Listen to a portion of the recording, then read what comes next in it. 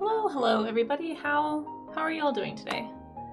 It's taking my water a little bit of time to be percolated, so sorry for the delay, but I hope everybody's Wednesday is off to a good start. Looks like my camera fell down slightly. Hopefully adjusting it does not mess it up. Okay, cool. How are you all doing? Thanks for being here. We're going to be drawing some figures today, doing some study of human anatomy, some figure referenced drawing, gesture drawing, whatever you want to call it. And yeah, so one that we try to do at least a couple times a month because it's something I'm trying to get better at. I tend to do a lot of creatures here, if this is your first time here, or if you just haven't noticed. I tend to draw a lot of critters. So I'm still trying to contemplate. I've been thinking a lot about, we talked about doing like an artist study sometime for the art gym, so I'm trying to think of a way to implement that in a way that is respectful to any living artists. One, if anybody chooses art like from a living artist. But like two is I don't know if I don't know. I'm trying to figure out a way to do it that doesn't make me super self-conscious, I think is the other big thing. So I am still thinking about that, but for now, I'm gonna stick with, yeah, drawing from observation from something that's real, typically photographed for the art gym. But we may do a special session since it has been requested to do like some style studies. I guess part of me just feels like that's kind of something most people do on their own anyway without practice. So to me, it doesn't feel like as much of a workout in some ways because it tends to be more fun to draw something stylized, at least for me. I think for most of us, we find that to be more fun. And the harder stuff is observing reality. But I'm going to keep thinking about that. If anyone has suggestions though, I'm still taking those. I have a list in the Discord in the stream event section. If you have stuff that you would like to study, let me know, because it might get added to the calendar for next month. Things like architecture, vehicles, we're going to do a few more of those types of things. Haven't done either one of those in a while, and it's something I need to get better at. I'm trying to figure out how to do, I may do a session on like isometric drawing, but that sounds like so much work. So if anybody has any like recommendations on that, or like drawing room interiors basically, like how to do set design for illustrations, for comics, for all of that, is part of that is understanding how to place characters in a space and how to make that space look and feel believable. So yeah, I'd love to try that. Animation, gosh, I don't have time to do. I feel like animation study would be such a long process. There's already people doing animation on Twitch way more efficiently than I am. But it is a good idea. I just don't think that my skill level is there. And I also don't, it's not really a skill I'm trying to develop right now because I'm not trying to get into animation. For me, the stuff, but I mean, if anyone else wants to practice animation, I mean, Rue does it all the time, right, Kudo? So if anyone else wants to use this time to practice animation basics, that would absolutely be a great thing to do at the art gym. For me, because I'm trying to get into illustration, I'm trying to gear my studies more toward illustration type efforts, but does not mean anyone else can't do something else for sure. Okay, let me fill up my water bottle finally now that the water is done. Okay, we got a hydrate from Raga. And we have a draw me an animal right off the bat. I guess I'll do that really fast after I greet everybody. For anyone who hasn't seen a draw me an animal, it's a game that we play here. About once every half hour you can redeem it. I burned my finger this morning and it really hurts. That's what I get for not knowing how to use this new kettle. A warm-up for the warm-up, yeah, exactly. And also, hey Germs, how you doing? Let me scroll up and say hi to folks really fast, and then I'll do the draw me an animal. Sobakaholic, hello, good to see ya. Hope you're doing well. Amaze, thank you for pinning that. Guys, if anyone wants to do humans, if you don't want to do a different type of study or you're not sure what to study, but you want to draw along, click the link at the top of chat. That'll take you to my Pinterest board full of human references, ideally. I don't think there's anything AI in there. If you see something that looks like AI, let me know, but I try really hard to use references primarily from like photography websites. Should be some pretty okay stuff. And of course, Germs, hello. Turgus, hello. Thank you for being here for the poosh. Oh, Turgus, I appreciate your enthusiasm. I just wish I deserved it. Seems like the same ad. Oh no, you got stuck in multiple ads, Kudo. Oh, well, thank you for sticking them out, Kudo, and also welcome. Hope you're having a good Wednesday. And Raga, thank you for the hydrate here. I'll hydrate one more time just in case you didn't see it. See? Hydrating.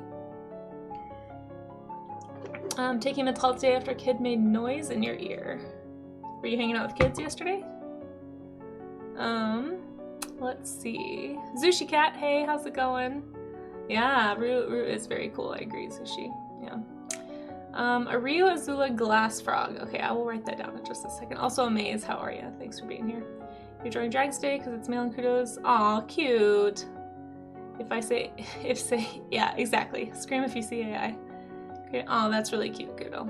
Well, have fun drawing that. Internal autocorrect is strong. Dude, I call autocorrect autocorrupt because it messes me up so often. So many times. I don't even call it autocorrect anymore. I just call it autocorrupt.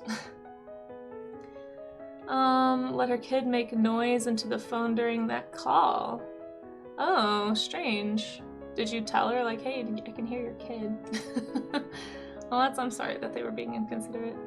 Hey Red Salamander, how are you? Good to see you. I'm faring pretty well. I'm having a breakfast of champions. You're not allowed to tell them that their kid is on the line? Like, even if it's making it hard for you to hear them? That's weird. I would feel like if I were on the other end of that and something in the background was happening that made it hard for them to tell me stuff, I would want to know. Unless she knew and just didn't care, in which case that's lame. Problem is you don't even need autocorrect function in your brain. Well, that's good. That's good. Alright. Guys, I bought some discount chocolate yesterday, and I've eaten way too much of it already. It's a problem. Why did I do this to myself?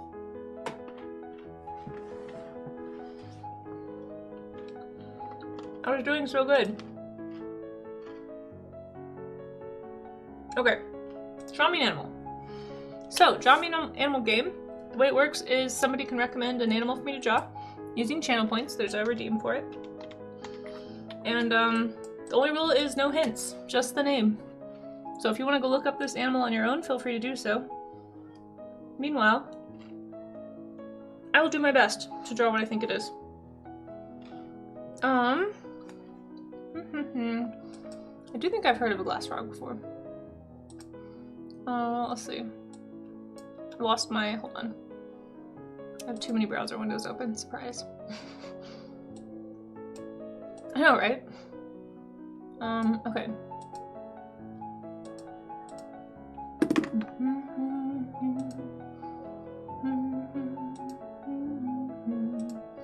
Oh, that explains why my computer's being laggy. Dang stream. Okay, let's see. I am making a Rio Azula glass frog. Rio Azuela. Wait, hold on. Not Azul. Rio Azuela. Boy, my dyslexia comes and sticks out even in other languages. Glass frog. Wink. Okay. Autocorrupt is funny. Like, no phone. I said what I said. Exactly. Yeah, the phone is definitely aggressive with the autocorrupt sometimes. Can people request an animal if someone has already requested one? So there is a 30-minute cooldown. You can. I've had a queue before when I've like not done it right away and then it's taken a while to get to it and then somebody else will request one. So yeah, there can be a backlog. But it's just every 30 minutes when the stream is live, basically. Okay. So, pretty sure this is a frog. I have 5 minutes to draw it. Please don't give me any hints in chat. Just feel free to look it up and laugh at how close I do or do not get. I'm trying to remember what frogs look like. I know they have these really, like, triangular hip structures. This is, like, all I remember about frog anatomy.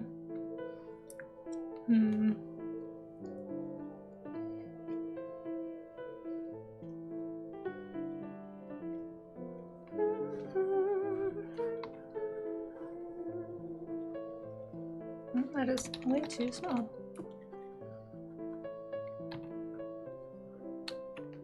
I just don't remember how their heads work. Also, I changed the size. That is not convenient.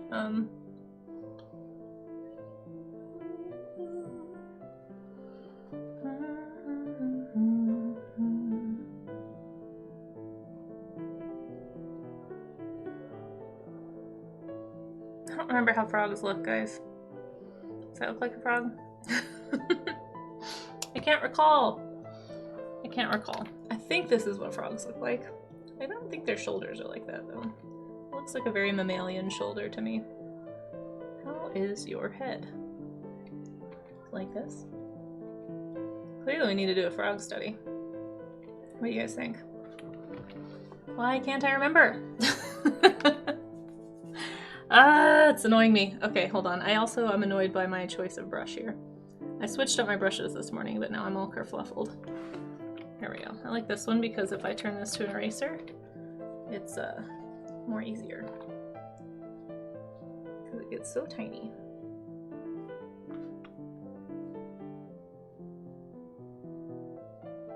No, that looks even worse.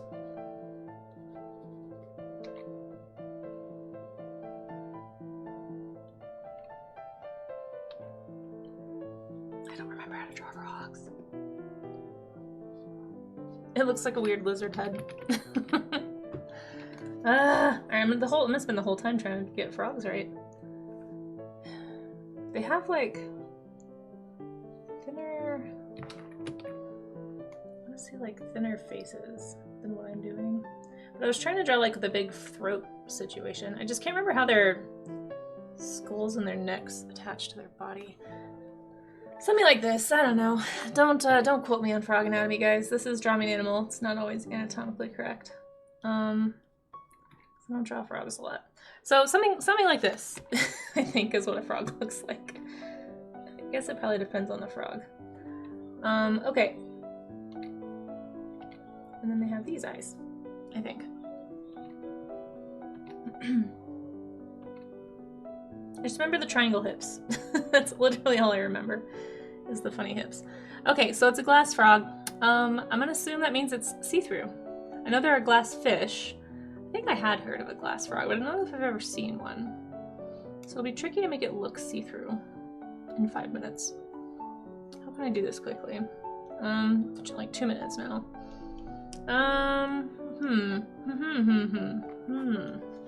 Okay, we're gonna say there's sand. There's some water over here. I could just leave it like that. But no, I think, so typically I feel like with translucent animals, you still do see like organs and stuff, so it's not, obviously not totally see-through. We'll just say that you can see organs and maybe some like clear. Maybe I'll bring some of this gray back in. Probably have white. I feel like there's a lot of like white on glass animals.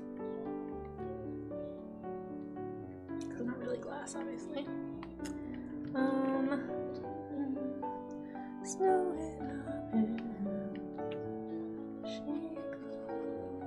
just gonna like gray in the skull here, I suppose. Wow, this is terrible. That's what fireflies flash.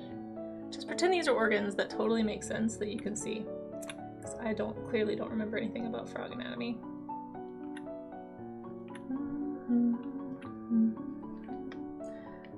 I forgot to draw his other feet. Whoops.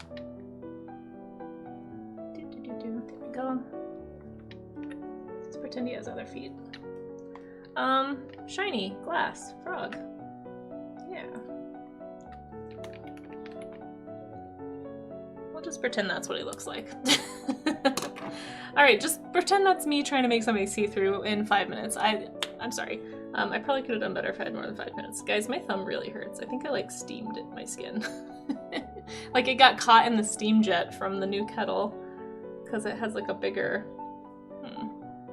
faucet thing that I'm used to, or spout thing. Okay, let's look up this frog. I probably should have put more blue in there, but oh well. I wonder if Rio Azuela is a river, because I think Rio means river, right? Frog. Oh, it's more green than I thought. But it does have see-through skin, and you can see the organs. It's just not quite as see-through as what I made. But you know what? I feel like I guessed okay. So here is the glass frog. Oh, it's endangered. Oh, I hate that. But do you see how you can see its organs and stuff? And it's got a little see-through pouch. Oh, that's cute. Oh wow, its shoulders come out of its face. Cool. I'll try to remember that for next time. But this is really neat. Aw, he's kind of cute though. Like, see that little triangle hip structure? This is what I was talking about. This is like literally the only thing I can remember is they have this like triangular. It's their pelvic bone, I think, but it's like super tall in frogs. Let's learn about this little guy. Look at this little cutie. Oh my gosh, look at his little feet. Really strange how you can see his organs. I wonder what the reason for that is.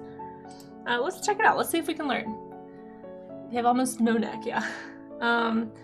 Let's see. It's a species of frog found in lower rainforests on the Amazon Andean slopes in Ecuador and Peru. Refers to the transparent parietal peritoneum? I don't know if I said that right. A serous membrane forming the lining of the abdominal cavity. Oh. I wonder why it's see-through. Oh my gosh, you guys. I've just missed like 6 calls from a spam caller. So annoying. Species threatened by habitat loss caused by smallholder farming and logging. Ugh. Hate it. Conservation programs have begun to help saving. Okay, cool. Well, there's not that much info on this guy, but it is near threatened, so it's not doing great. Am I with T-Mobile? No, I'm actually with Verizon, but it's a really old number that I've had since high school, so I think it's just on every list, basically. Unfortunately. Yeah, I've never changed. I've only ever had one phone number, so that's why I don't give it out easily. Let's see. Egg clutches will in vegetation where they may fall victim to predation from spiders. No! Well, he's very cute. I kind of wish we had more info on them. It doesn't say why they are see-through. The dorsum is pale green with diffuse yellow dots. Fingers and toes are yellow and partly webbed. Lower surfaces are unpigmented, so there's just no pigment for some reason. And the heart is visible through the parietal peritoneum, I guess is how you say it. The iris is pale silver bronze. Male advertisement calls a single monotone note without amplitude modulation. Why are you see-through? Is what I want to know. Okay, let's look at the bigger group of glass frogs. I wonder why they're see-through. Does it help them hide somehow? Surely not. Surely it attracts attention. I wonder if they use it as like a display. Like, look how healthy I am. Look how bright red my heart is. It's like, I can see all the cheesy Valentines, right? Like, my heart burns for you. Or, I don't know. But yeah, I'm sure I can think of something another time. Why are you see-through? I really want to know. None of these are telling me why they're see-through. It's just... transparent and translucent, giving glass frog its common name. Visible through the skin, their active blood makes them sleeping most of the blood. Oh, when active, their blood makes them visible. When sleeping, most of the blood is concealed in the liver, hiding them. What? What? They turn invisible when they're sleeping. That is, okay, see, that explains everything. I mean, not totally invisible probably, but they become harder to find, I'm sure. Glass frogs are arboreal, living mainly in trees, feeding on small insects and only coming out for mating season. Their transparency conceals them very effectively when sleeping on a green leaf, as they habitually do. However, climate change and habitat fragmentation has been threatening the survival rates. That is the answer I was looking for. Cool. Well, if you guys want to learn more about glass frogs in general, it's not just the one species, there you go. Pretty interesting. Yeah, that is fancy. You can't just ask a frog why they're see-through. Well, I did. So, and here's where they live. Here's where all the different species of glass frog live. At least the ones in this family. I don't know if there's others, but that is a really interesting trait. Super, super cool. I really like that. Well, thank you for recommendation for that froggo. I'm gonna say I got like 70%. I mean, I got the colors wrong, but it is a frog, and I did make a see-through. So, even though that hit was totally in the name. Anyway, hey Audinette, how you doing? Has an option in account settings to use T-Mobile spam blocking. So I don't know, Verizon might have something like that. It just tells me when it's spam and it will kind of auto block them. But it still, for some reason, lets them leave messages on my voicemail, which is the part I don't like. So, yeah, I had to go up a little bit to find it. Pop your phone number in chat and do a security check. No. No, thanks, but no. Let's see, it's 555-5555. What's going on? What just happened? James B. Barrow, oh my gosh, thank you so much for that raid. I really appreciate that. Bee raid, we left our hive to look at your beautiful, oh my gosh. That is the cutest raid call. I want to come up with a fun raid call. Please help.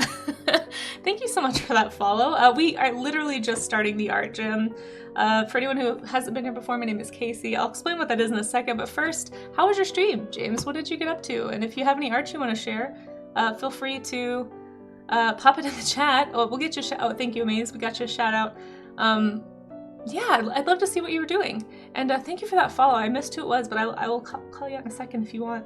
Let me say hi to everybody who's popping into chat really fast while I wait and see. There's no link issue, James, so if you want to drop a link, feel free, but if you have to run, that's fine. Welcome in, Anger Management 00. Hey, Kirsty Arts, how you doing? I know some names in here. Casimuse, hello. Joxon Art, hello. Mira Sky, and Spudger Speakeasy. These are cute names. I'm just Curb. Good to see you, Curb. Kiana Chick, and I'm sure some others that I missed. D. Brendan. Hello, hello. Welcome all. And thank you for coming on in. Hey, Paleo. How you doing? Good to see you as well. And thank you for the follow, James. I appreciate that. And Kiana Chick. Your stream was wonderful. You're painting a leafy cryptid thing. I would love to see that. I'm super into creatures, so while I wait for a link, this peeled friend of mine, Kirsty. Yeah, here, this isn't what we, so here, let me show you what we typically do. So the art gym, for anybody who hasn't been here before, is just a study session I host Monday through Wednesdays. We basically do different topics every day. Thank you so much, Designs by Keys. I appreciate that follow. And a lot of times we start with anatomy when we're doing animals or people. And so I'll talk about how to understand the reference based on skeletal structure, muscular structure, and that helps you kind of parse out, like, where's the knee, where's the elbow, what am I looking at? And so that's kind of the stuff that we tend to talk about when we do animals. But we also do other stuff, like we've done stuff from observation. We did a find stuff in your kitchen to draw study stream.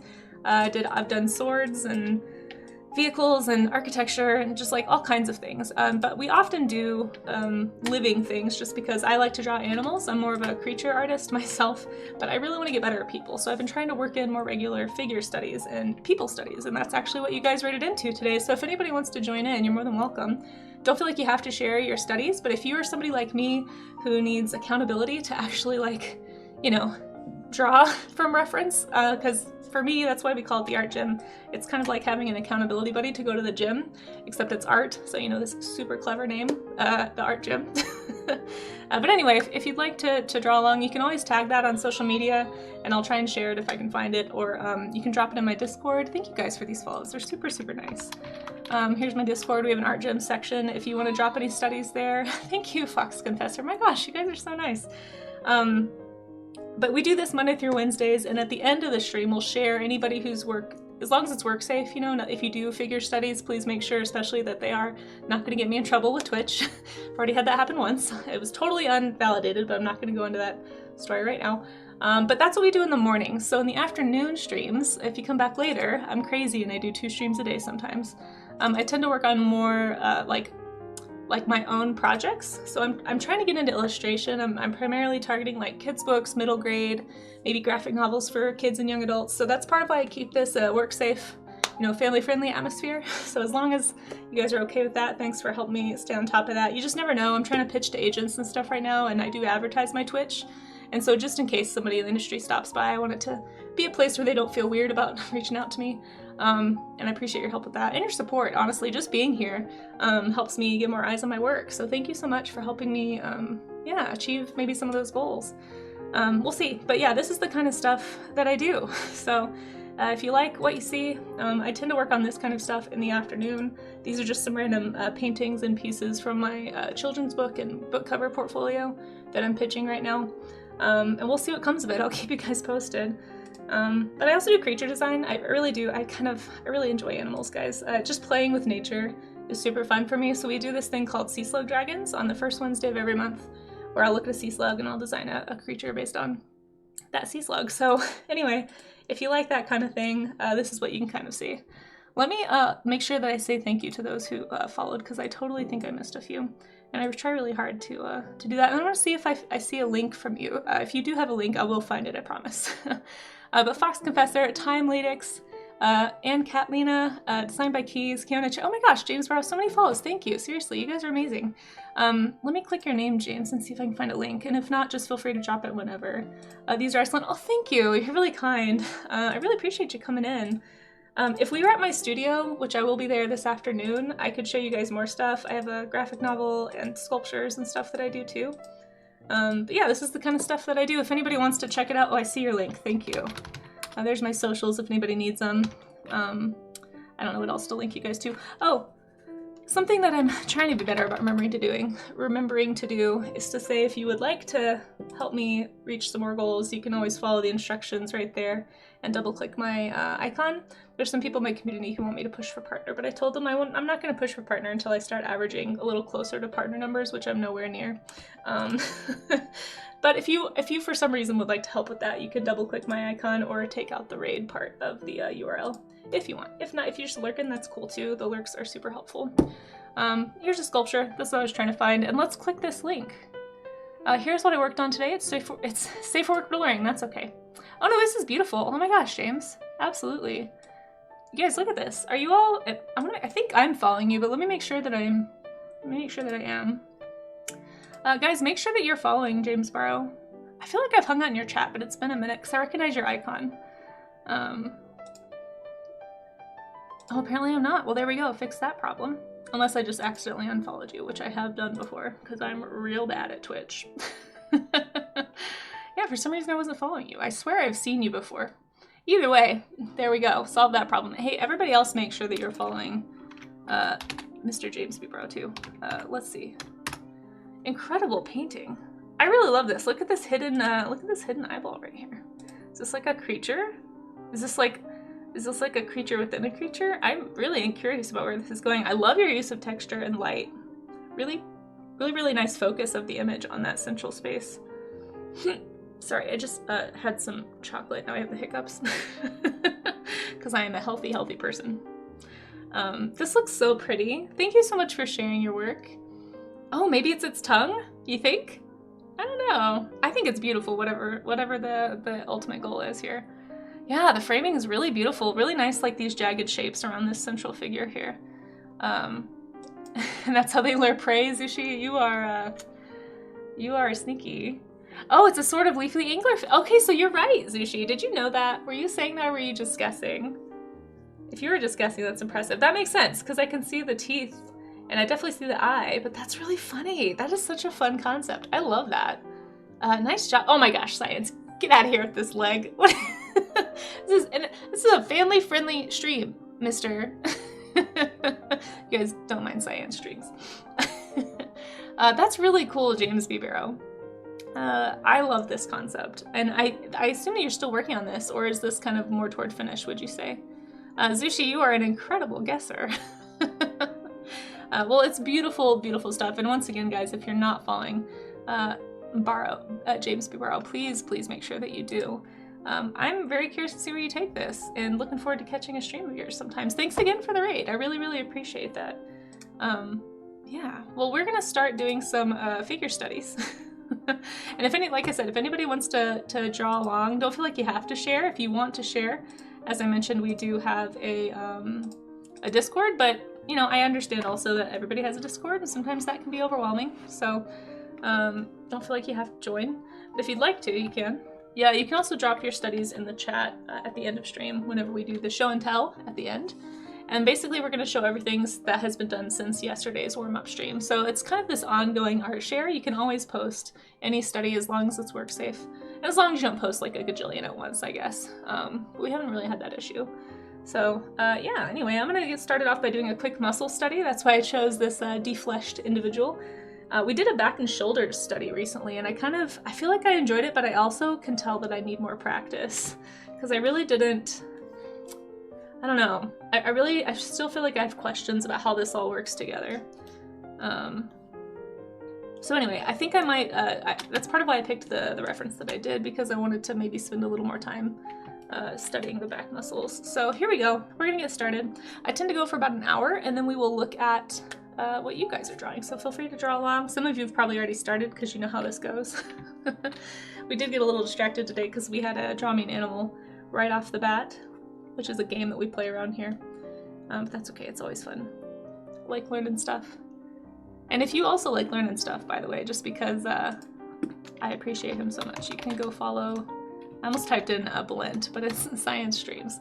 If you like learning things, if you didn't know that there was science on Twitch and you get free educational content, Blint's definitely one of the best science communicators on Twitch, and I highly recommend hanging out on his stream. He's just very family friendly, just a really fun person to listen to, and very, very, like, knows his stuff. But just has a really wonderful community that I highly recommend. So make sure that you go follow him.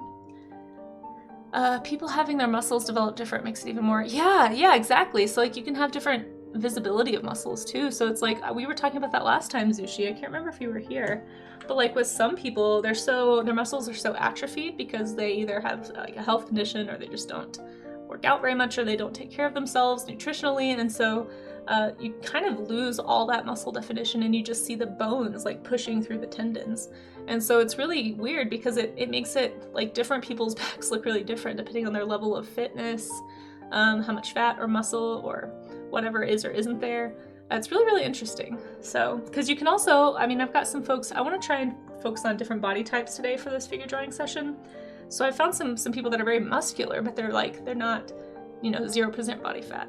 So it's, yeah, hopefully it'll be enlightening and helpful for character design, for all kinds of illustration purposes. That's kind of the whole reason you want to do a variety. You don't just want to draw the same body type all the time, because that becomes your schema, right? So you'll just get into a habit of drawing this default type of person, and you'll forget that part of what makes good character design is variety.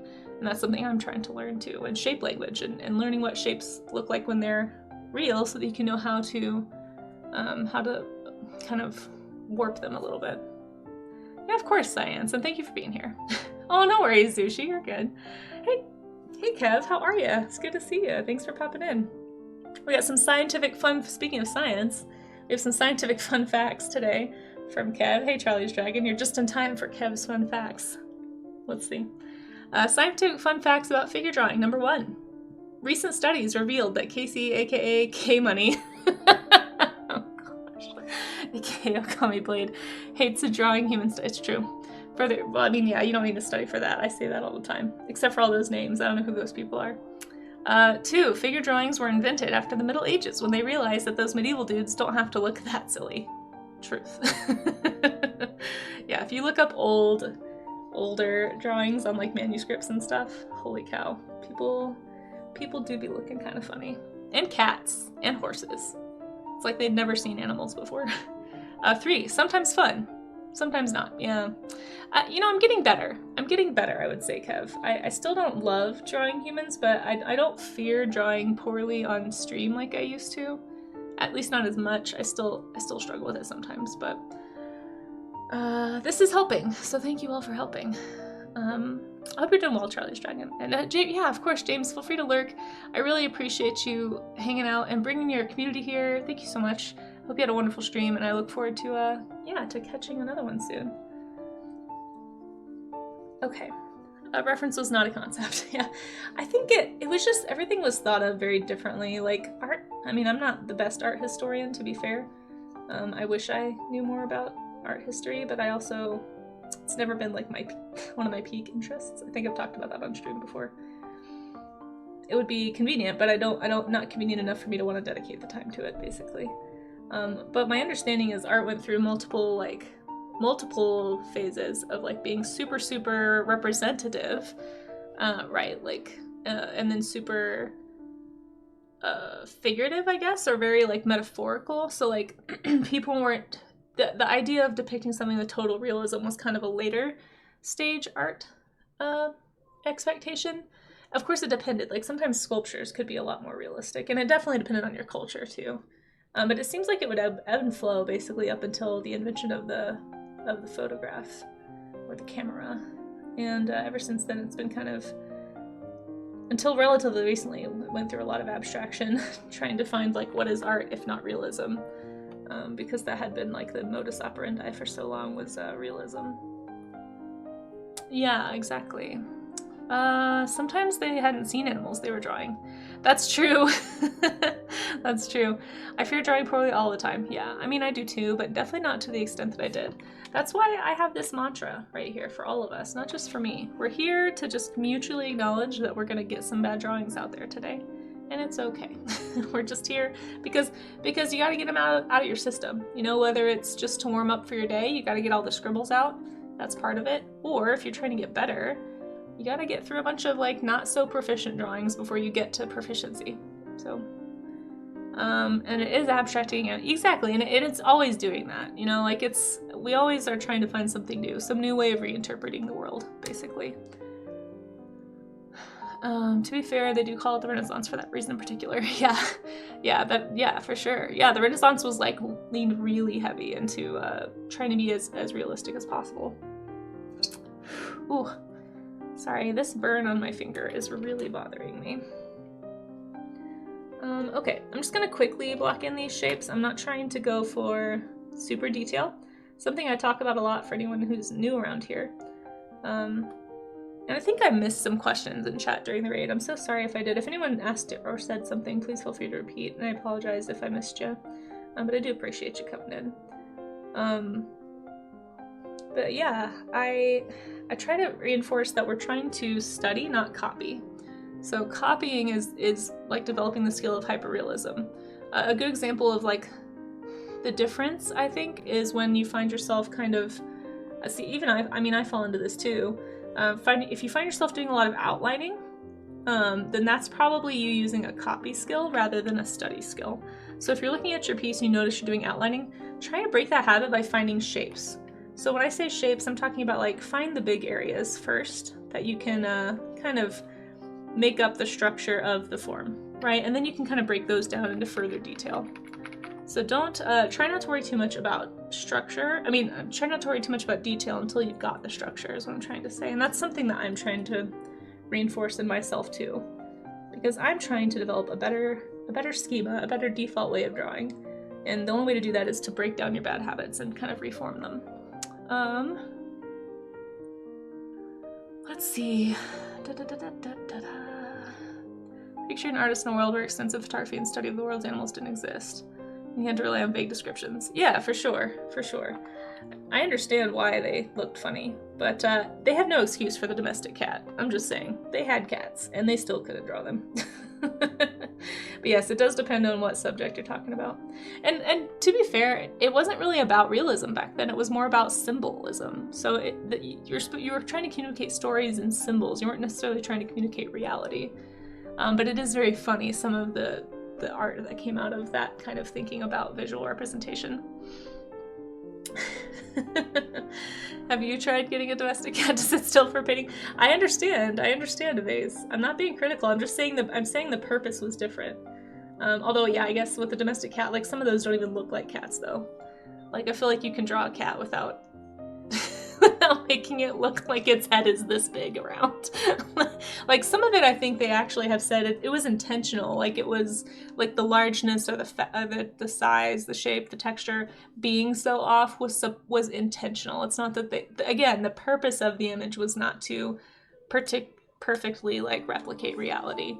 The purpose was to, communicate a story or a feeling or a legend or something else, some kind of symbolism around something that involved maybe whatever was happening plus the cat.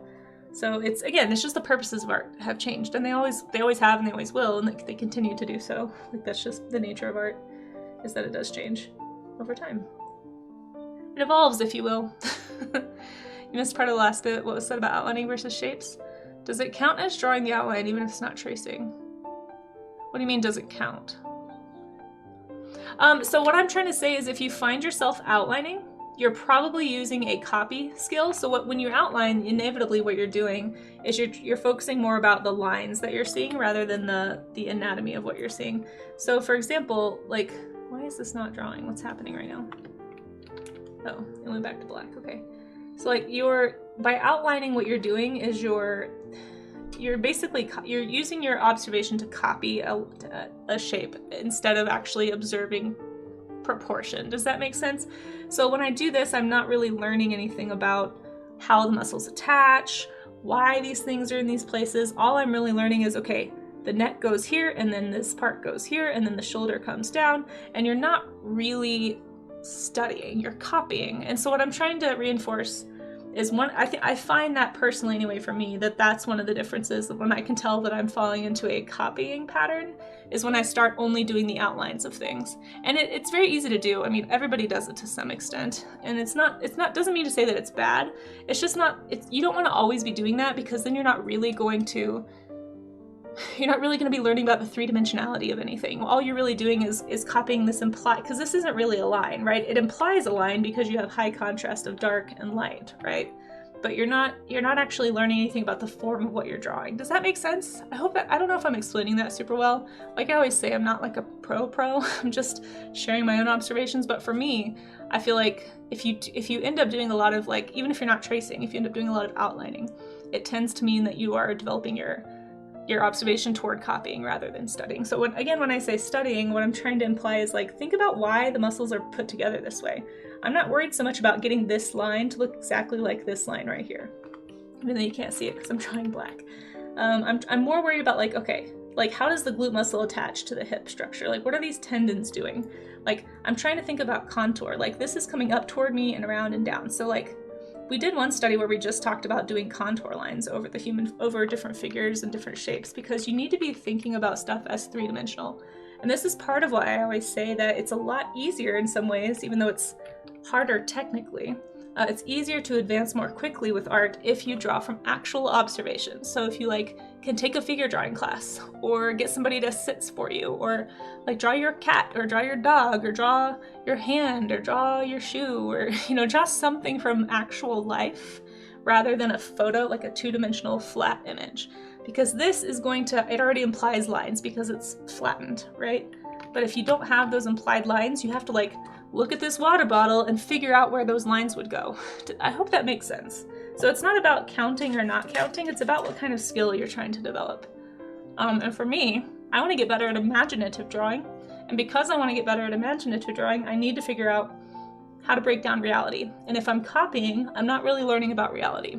I'm just, this is why you find people who can do super hyper-realistic art, but they'll tell you, I've been drawing for years, but I can only draw if I have a reference. It's because they're not really learning how to study what they're drawing. They're not committing things to their visual library. They're just learning how to copy. And so that's why they struggle. So there you go. There's my little mini TED talk on that. I don't know if any of that made sense, but it's not that it's bad. It just depends on what you're trying to do.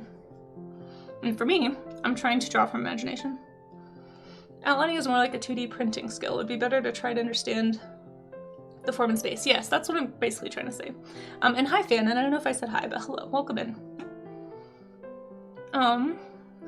Yeah, I hope it made sense, Red Salamander.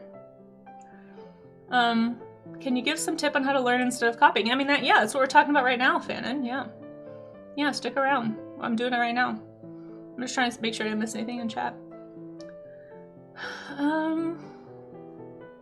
Yes, exactly, Germs. Giant, weird, pigeon-looking thing. Design by Keys might be off with this, but isn't the change to realism when camera obscura was also invented and they basically started tracing? Maybe. I actually don't know. I mean, anytime you have a new tool, like tracing is a good tool to learn. I just think and copying is not necessarily bad either.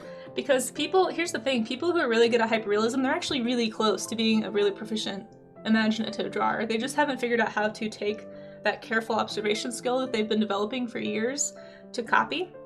Because if you can copy something hyperrealistically, you already have the skill set to observe really closely. You just have to change how you're observing.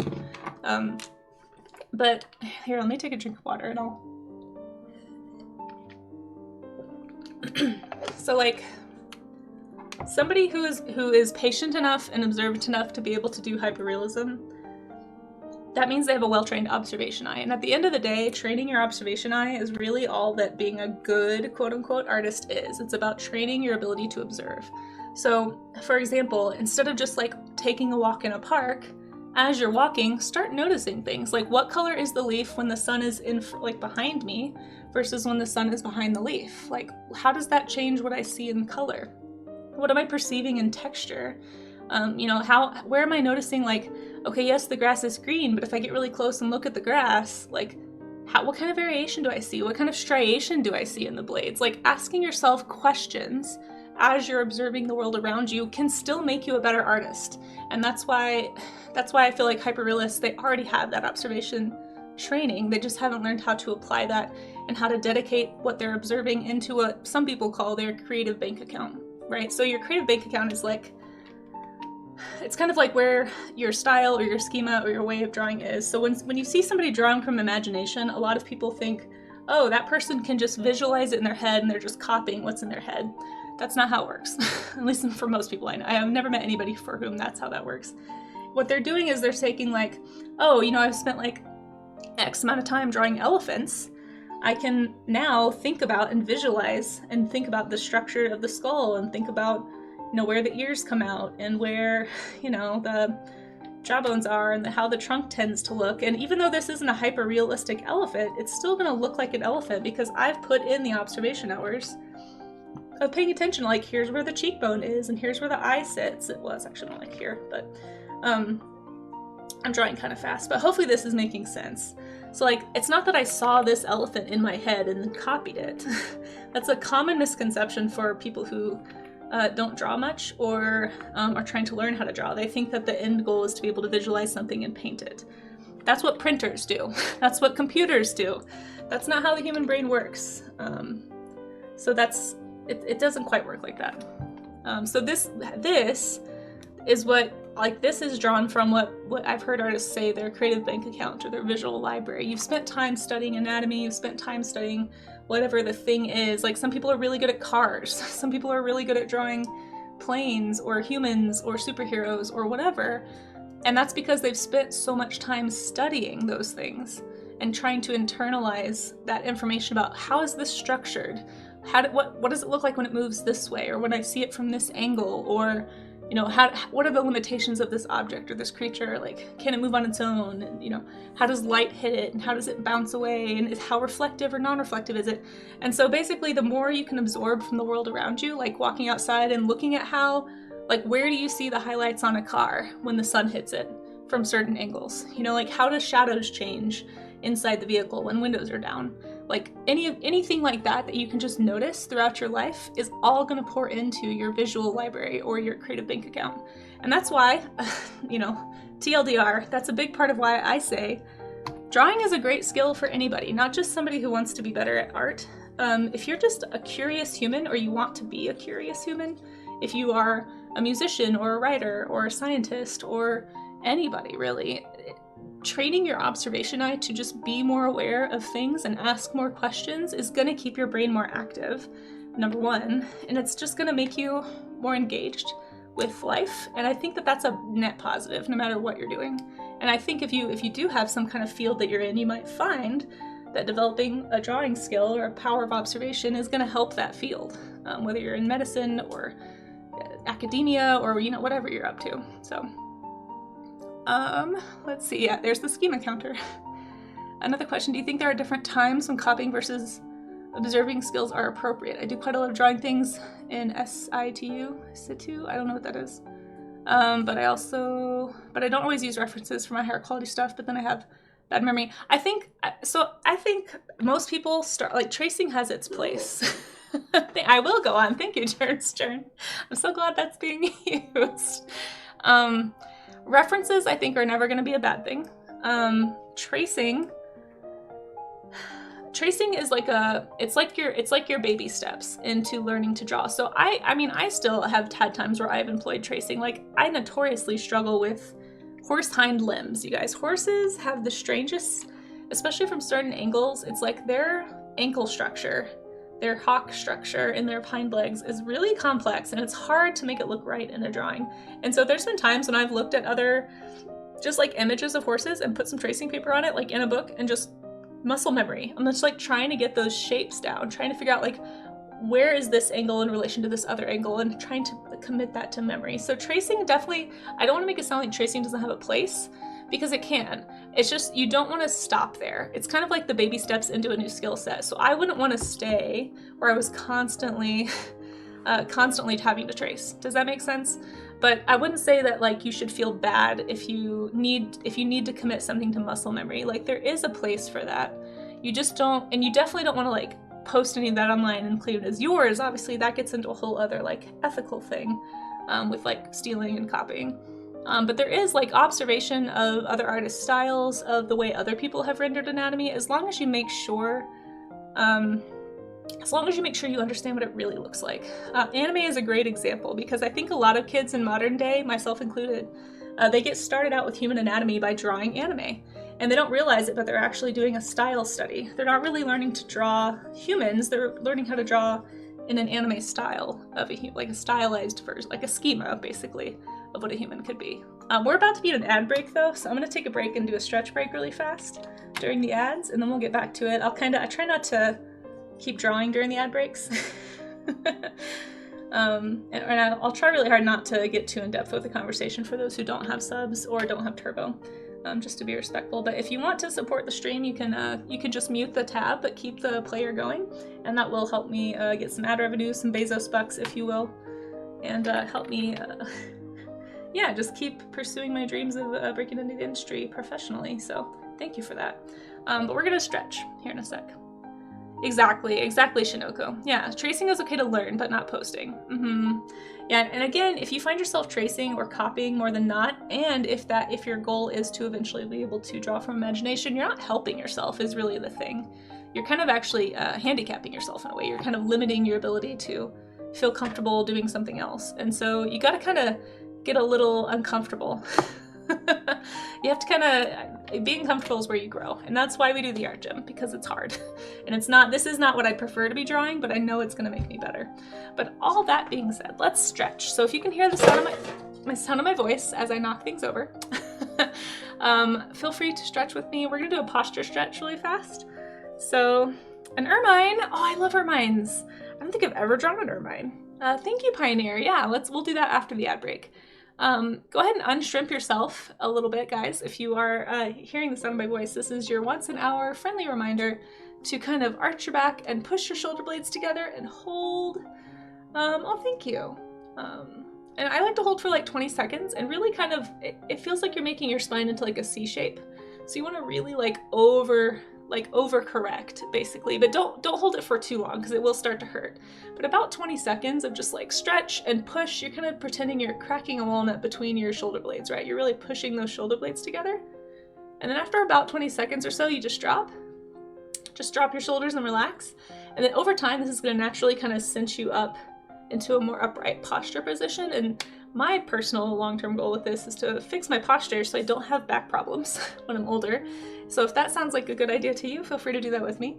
I also recommend doing some shoulder rolls if that helps. You can do some neck rolls. You can also push your neck, like your chin, back toward your neck. And this is going to kind of help fix some of that tech neck that is very rampant in our society today because of all the time we spend on phones. So yeah, feel free to do that as well. But yeah, just a good little shoulder fix. I also recommend doing some like strat push-ups, or I think that's what they call them. What do they call them? It's like where you put your hands on the wall and you only use you keep your arms straight, but you don't actually bend your elbows, and you do like basically just shoulder push-ups, and it's supposed to strengthen all these muscles back here. So that can help too. But you can look those up basically if you'd like to learn more about those. We're also gonna do some quick like carpal tunnel wrist rotations and stuff, so feel free to do that with me. My wrist has actually been kind of bugging me today, which is weird that it's my left hand. I don't draw with my left hand, but I've been having like weird stuff going on, so I'm a little nervous that I'm maybe not stretching as much as I should. So I'm really trying to make sure I do carpal tunnel stretches more often. We're trying not to get carpal tunnel, Zushi. My favorite carpal tunnel stretch is to take your hand like this. I don't know if you can see my fingers. Point your fingers down. You can use the wall to push against the wall if you want, but I like to take my other hand and get my thumb in there and just like gently pull my fingers toward my body. Exactly, Shino. No tunnels. Yes, indeed. We have 5 seconds left and then we should be back from ads. Thank you guys for stretching along. And hey, also hi Pyro. I don't know if I said hi, but you are totally fine. No worries, I've barely even drawn. We've mostly been talking this stream. Go figure. Go figure. Stretching at work? Good, good. That's good. Well, I hope work is going well, and thanks for joining. Let me block in the shapes really fast for this, and then I will do your drawing animal, okay? Because I want to kind of illustrate what we were just talking about, which is how to study versus copy. So if you can see right here, this is obviously not a copy, because this isn't totally identical to the image I'm looking at, right? That's not the purpose. The purpose is for me to find structure. So what I'm looking for is like, okay, is this about where the rib cage and the chest cavity is? Am I making it too big or too small? Am I leaving enough room for the abdomen? Am I leaving enough room for the hips? And part of that is like knowing, and it's like kind of like knowing anatomy. It's like knowing what's going on under the muscles. We sometimes do skeletal studies when we do figure studies, because then you'll be able to tell like, oh shoot, you know, my person is really, really short. Like they have no trunk because I put the hips here and the ribs are here. And it's like, ah, this is why they look kind of weird. It's like I didn't leave any space. Or what I often see, especially going back to the anime schema, I often see people who are super, super skilled even do this, but they'll like stretch everything out. Like the proportions just don't look right. And so they'll have like really, really, really exaggerated like torsos, especially on women. I find it most often on women. I blame video games a little bit for this because I think video game, especially some of the older video game models, are just horribly, and comics, honestly. I forget the name of the artist who was famous for this, but his anatomy was just so wonky for men and women. Some of you comic folks probably know who I'm talking about. But then you'll see like these really long necks that actually look like they'd be broken.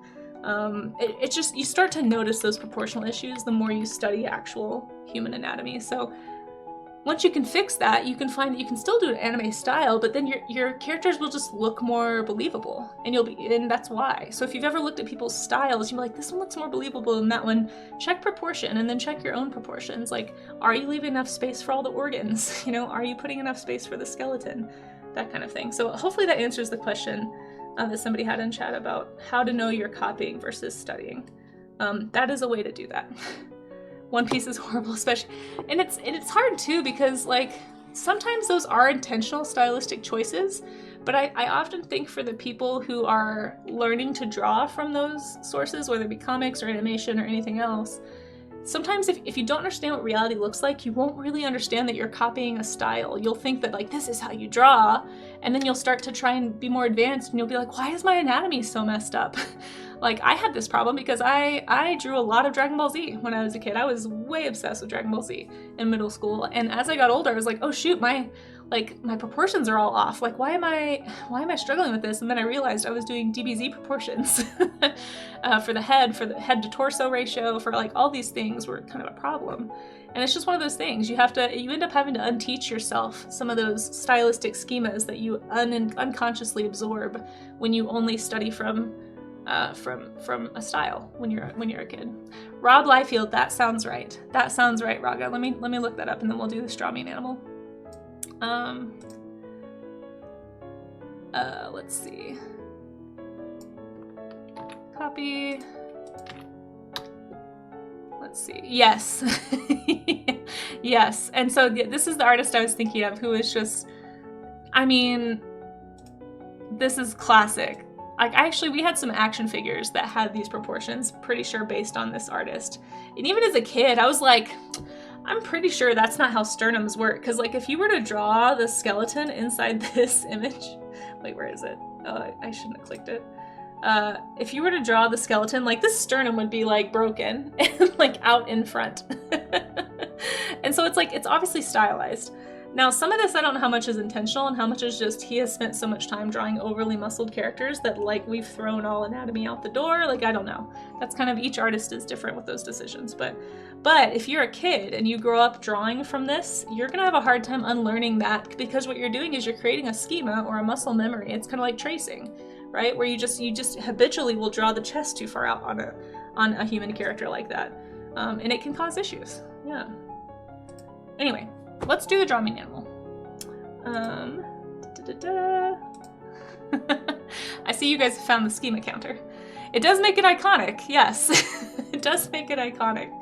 But it does also create a lot of younger artists who come up with like a misunderstanding of what it means to actually like draw anatomy sometimes. But again, it happens to all of us. I've never actually seen One Piece, but I feel like that artist probably actually knows how. I would imagine. I guess I could be wrong, but a lot of artists who have like a really strong style. I'm not sure about Rob Liefeld, but a lot of them actually know how to draw things, and they're intentionally warping them. So like Picasso is actually a fantastic example. People like to say, "Oh, Picasso was a terrible artist; he couldn't draw."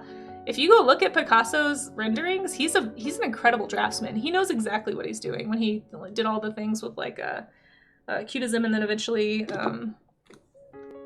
you know, other more abstracted things. But like, he could draw. So there's a difference between like only learning a bad habit and not actually knowing how things really look versus making an intentional choice to choose a style. He just thought they were boring. Yeah, he was trying to find a more interesting way to represent life, right? And that was, again, part of the whole swip swap that we always do of like realism to, I mean, somebody mentioned earlier, you see in animation, we went from like hand-drawn to 3D, and then we pushed the limits of how far into realism 3D could go, and now that we're kind of backtracking toward the more 2D comic style, like abstract expressionism in animation. So it's a very common swing. Happens all the time. Okay, let's draw this animal. We are doing a ermine. Exactly, Shinoko. And we say that a lot here. Yeah, we're on the same wavelength, I think. Yeah, you gotta know the rules so you know how to break them, and you know how to break them intelligently. You know, the more proficient you are at actual anatomy or actual structure of a building or actual mechanics of a car, the more you're going to be able to design that really cool spaceship or that really cool city scene or that really cool whatever you're trying to draw, because you know how things could look and you know what the bounds are, but you know where to stretch them and how to make them still look believable because you understand the structure. I bend you to my will. Exactly. See, you guys get it. Let's see. What is the name of it? So it's an ermine, right? Yeah, ermine. All right, I'm pretty sure, I don't think I've ever drawn an ermine before, but I'm pretty sure they are in the weasel family. So the way the Draw Me an Animal game works, for anybody who's never done this before, we just had one earlier for the glass frog, but it's basically, it's a fun little game we play about every half hour if you want. Somebody can request this. You do have to have channel points to request it, but you can earn channel points by following, by sticking through on a raid apparently, and by just lurking, and racking those up over time.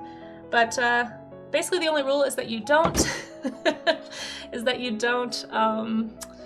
give me any hints in chat. My only hint is Duke. I don't even know what that means. So it doesn't help.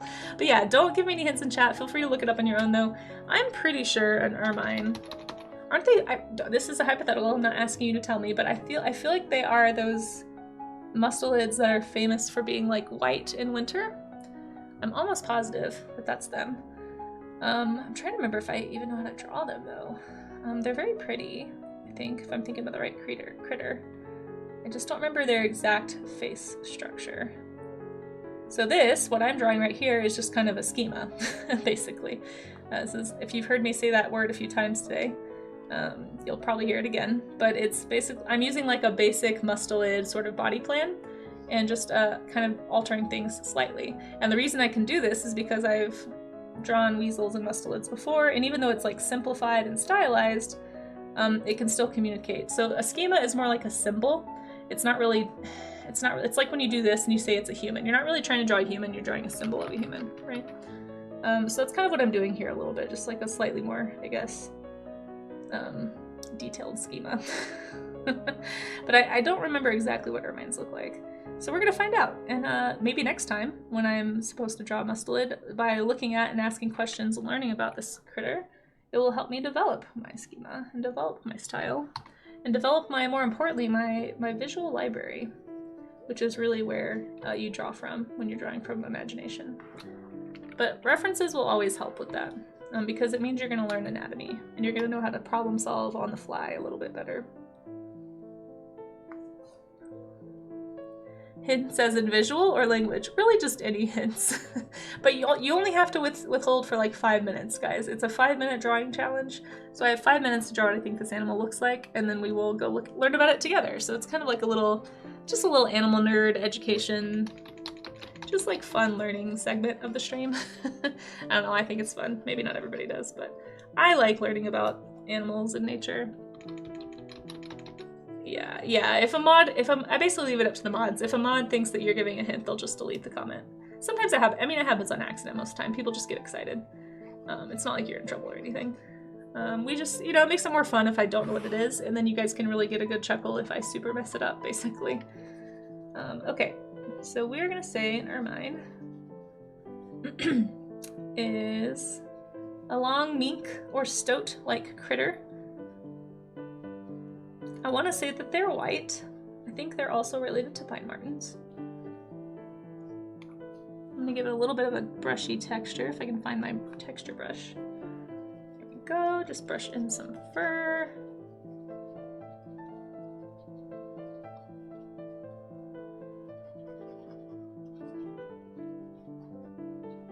And I don't remember if they have dark spots around their eyes or not, but maybe there's like a little bit of coloration around the muzzle or something. I don't know. I can't remember. It's been too long. I don't think so, but I could be wrong. If there is, it's probably very minor.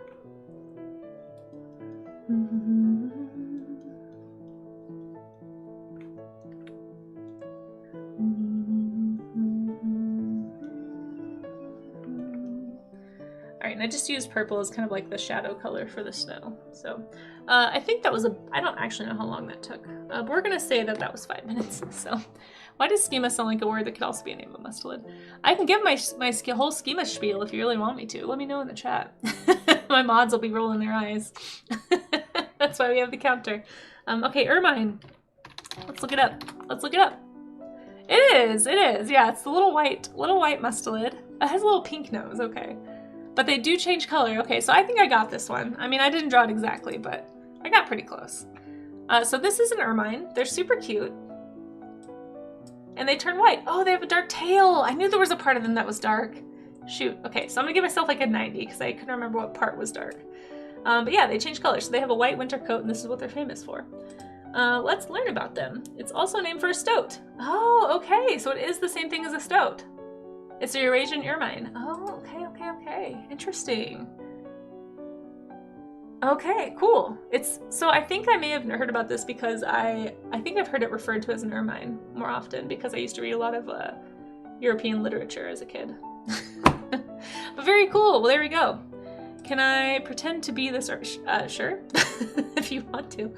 Let's see. In the northern regions, okay, so it's least concerned because it is widespread. So it lives basically over most of the northern hemisphere. It's called a stoat over in America, and it's called an ermine. It sounds like on this side of the globe. But we are talking about the same creature here. A friend of yours has 2 stoats. Aw, cute. The root word for stoat is likely either the Dutch word stout, which means bold, or the Gothic word stoten, which means to push. They're pretty pushy. Weasels and mustelids in general are like notorious for being very a lot. It's like ferrets, so a mustelid would be like weasels, anything in the weasel family would be like ferrets, stoats, ermines, pine martens, I believe also. Anything like that. They're just very tenacious. Mink, the American mink, is in the weasel family. Intensely aggressive, voracious creatures. Referred to as a weasel here in North America. Short-tailed weasel. A male stoat is called a dog. Oh, I didn't know that. Or a jack. Well, a female is called a Jill. Oh my gosh. Silly. So we have black-footed ferrets here in Colorado. I think that they are endangered. But yeah, here they are. Here's a bunch of stoats, or ermines, or weasels. I guess they all mean the same thing. But I guess when I think ermine, I specifically, for some reason, think of this white winter coat. So that's why I drew it like that. But very cool. Oh no, they've been introduced to New Zealand. Yes, they are an invasive species in New Zealand. They should not be over there. Stoat predation. Yeah, they're super seasonal gluts. Yikes. Wow. That's no good. That's no good. Especially as something as aggressive of a carnivore and predator as these guys are. That's gonna decimate island populations that don't have natural defenses against something like this. Ay. Stoat killing a rabbit. Ugh. Yeah, they're pretty aggressive. Leonardo da Vinci's Lady with an Ermine. That's funny. I did not know. Well, there you are. Even Leo. Good old Leo has drawn an ermine or a stoat. Well, if you want to learn more about the stoat/ermine, here you are. A group of stoats is called a gang, and a group of ferrets is called a business. Very business-like gang. I've heard that scientists don't actually use those terms, that those are more like colloquial layman terms. But I do think they're very funny. I'm not as offended by them as some. But I can understand the frustration, I'm sure, if you're trying to study something. Well, there we go. That was the Draw Me an Animal game. So thank you so much, Pioneer, for that redeem. Let's get back to figure drawing. And if I missed anything in chat, I'm sorry. I sort of blacked out a little bit there. I don't think I know anybody who owns any ferrets. Want to save that doodle? Aw, I can take a screenshot for you. Made your day better. Aw, well, I'm glad to hear it. I can screenshot it and put it in the Discord if you want. So again, I'm trying to focus on muscle groups, and I'm trying to dedicate to memory like what I'm seeing. So again, it's not so much about copying as it is checking proportions. So like, is the wrist lining up with the right part of the hip right here? You know, did I mean, it's close. I think I probably made the trunk a little short. Or I made this part too long, perhaps. But yeah, it's mostly about checking proportion. So yeah, one of the differences there. Also, let me know if the music is too loud, guys. It's really low on my end and I can't ever tell. But if it's ever super loud, just let me know. It's not intentional. I'm not trying to hurt anybody's ears.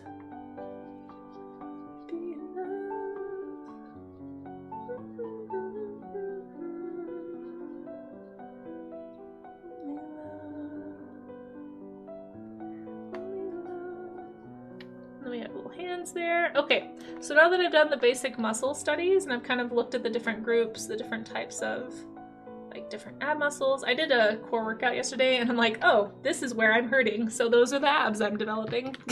That's because that's exactly where I have a little bit of pain right now. I should probably go do some more stuff, but yeah, it just kind of helps to kind of lay stuff out like this. Okay, let's do an actual study. And then we're gonna actually be looking at what you guys have done here in just a sec. So I'm actually gonna do different body types today than I've typically done for these. Normally I do like really fast gesture studies, and I still may, but I've got a few lined up here that I kind of want to just look at structurally, and we'll see how far into it I get. Because I do have another stream coming up today, so I try to keep these morning streams on Mondays and Wednesdays to about an hour and a half. We'll see. We'll see. But if you have anything you want to share, there is a link to the Discord in the chat right now. Feel free to drop what your study is into the art gym. Just make sure it is a study from observation of some kind, whether it's in-person observation or drawing from a photo reference or some kind of a reference that's something that's not from imagination, essentially. We're trying to work out together and draw things that aren't as much fun as imagination, but help us get better in the long run. So that's the whole idea behind the art gym. There is a pin at the top of the art gym section if you want to, if you have more questions about that. But yeah, if you have just like general art you want to share, we have other art sections for those things as well. And then we do a monthly art showcase. It's actually coming up in like 2 weeks. So if anybody has anything they want to put in the showcase, just drop it in the showcase section. Again, there's a pin there. I try to leave pins in the channels to help people understand what the purposes are. But if you ever have questions about anything, you can ping, just ask a mod, or really just ask in the Discord, and probably there's people who can help.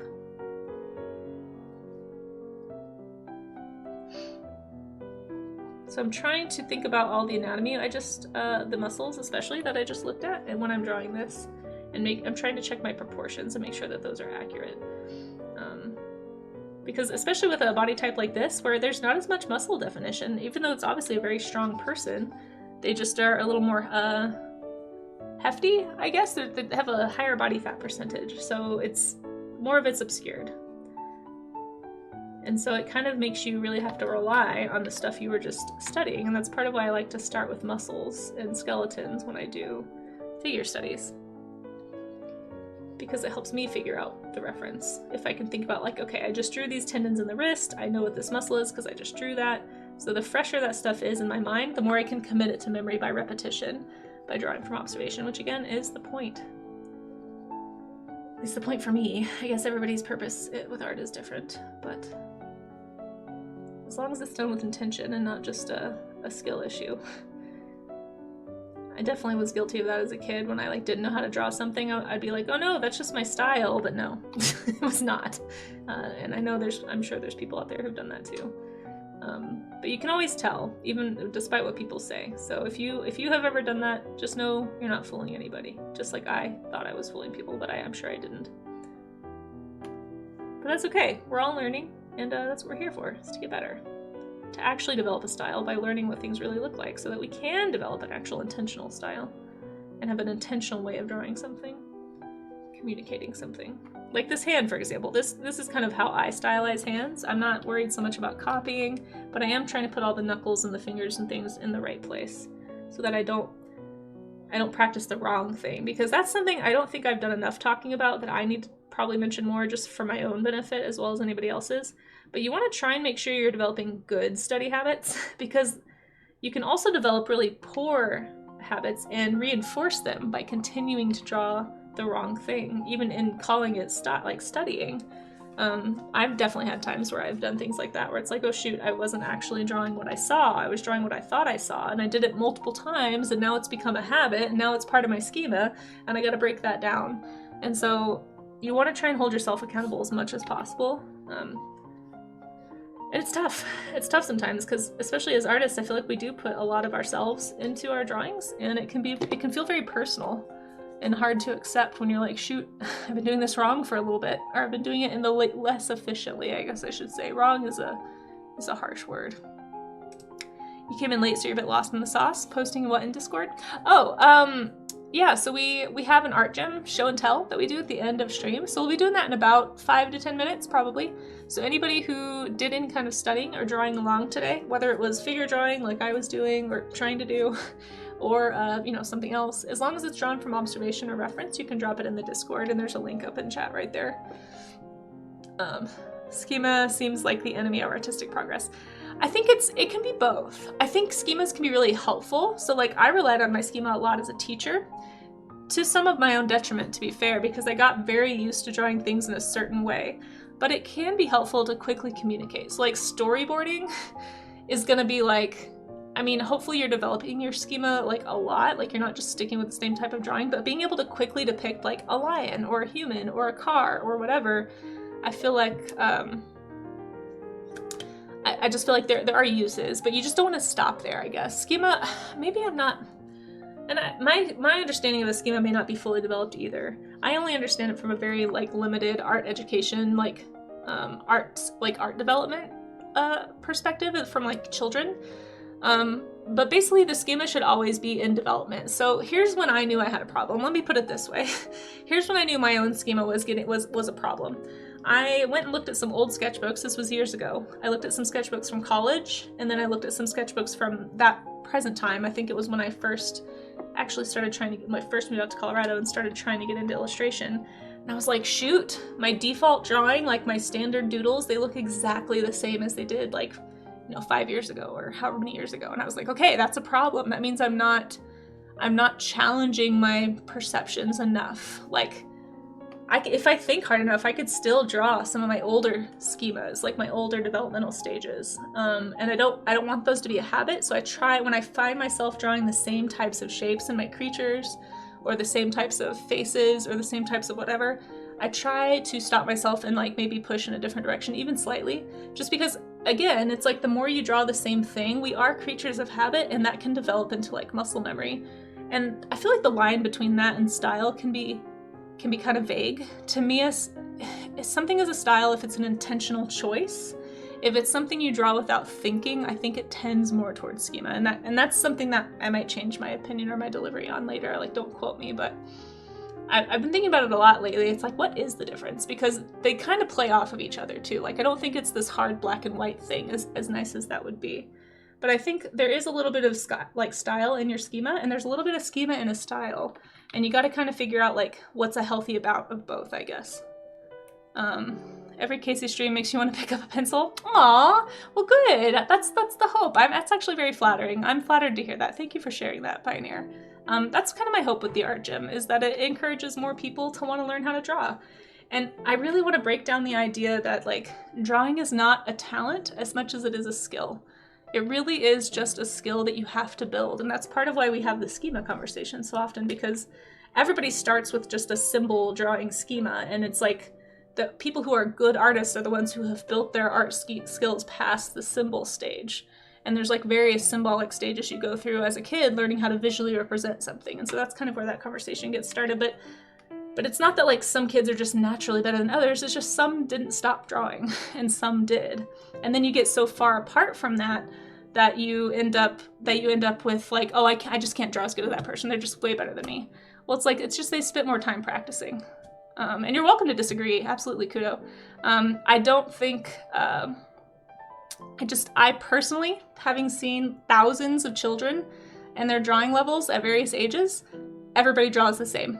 I've never seen a 5-year-old who was magically better than any other 5-year-old. I've never seen a 7-year-old who was magically better than any other 7-year-old. Now, I have seen like 7, 8-year-olds who stopped trying to draw after that age and just never progressed past that stage of art.